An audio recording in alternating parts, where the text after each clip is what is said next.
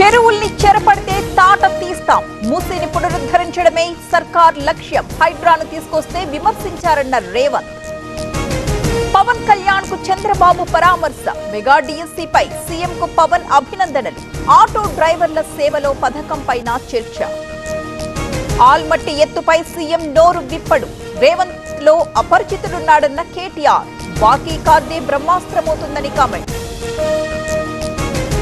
November నుంచి విద్యుత్ ఛార్జీల తగ్గింపు. ప్రతి యూనిట్ కు 13 పైసలు తగ్గిస్తామన్న గొట్టిపాటి. ఇప్పటికే పరిమితికి మించి వసూలు చేశారన్న కాకాణి. ఫ్యూచర్ సిటీకి రేవంత్ శంకుస్థాపన. 10 ఏళ్లు అవకాశం ఇవ్వాలన్న రేవంత్. రియల్ ఎస్టేట్ కోసమేనంటూ కేటీఆర్ విమర్శలు. క్రైమ్ గ్యాంగ్లు, రౌడీ షీటర్లపై ప్రత్యేక నిఘా. ఆర్గనైజ్డ్ నేరాలపై ఉక్కుపాదం మోపుతాం. హైదరాబాద్ లో law and order pi Sajjanar comments.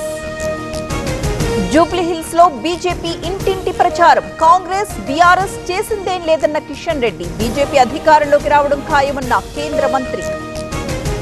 దక్షిణ కొరియాలో ఏపీ మంత్రుల పర్యటన. 3 రోజుల పర్యటనకు నారాయణ, జనార్దన్ రెడ్డి. సుస్థిర నగరాల అభివృద్ధిపై అధ్యయనం.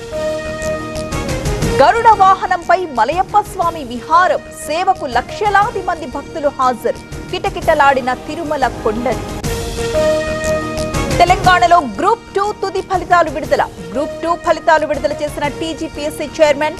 10 నెలల్లోనే నియామక ప్రక్రియ పూర్తి. భద్రాద్రిలో కదం తొక్కిన ఆదివాసీలు. లంబాడాలను ఎస్టీల నుంచి తొలగించాలంటూ డిమాండ్. వివిధ ప్రాంతాల నుంచి తరలి వచ్చిన జనం. భద్రాచలంలో పెరుగుతున్న గోదావరి. మొదటి ప్రమాద హెచ్చరిక జారీ. ప్రస్తుతం 43 అడుగులకు చేరుకున్న నీటి మట్టం.